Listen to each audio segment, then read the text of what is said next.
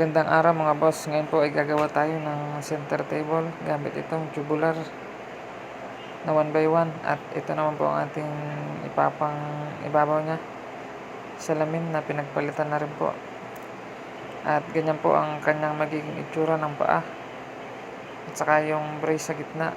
Ayan, puro box lang yan. Ayan mga boss, natapos na po natin yung dalawang paa niya at brace na lang sa gitna ang kulang. Yan, ganyan lang siya mga boss kataas. Brace na lang at saka welding. Yan, welding na po natin.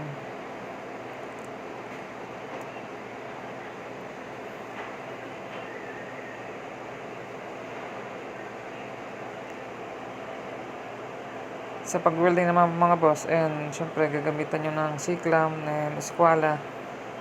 Double check para maganda ang kalalabasan, tuwid.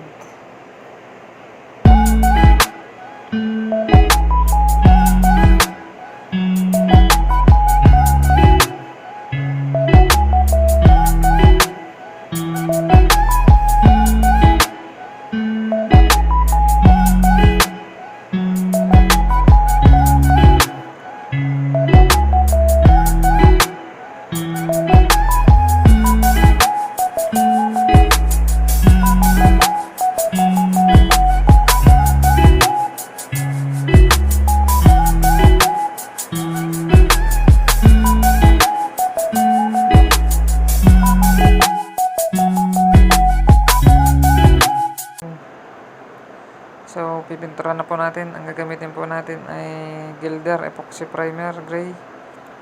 At ang ipapang top coat po natin ay QDE Black.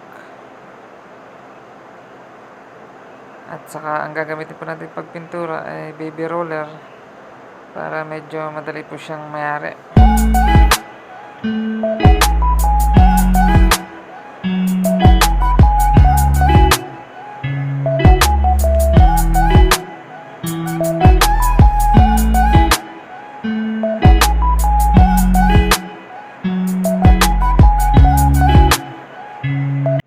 At napintura ko na rin po siya ng black. Nirush ko na po siya ng gawa. Tapos ko na rin ngayong araw.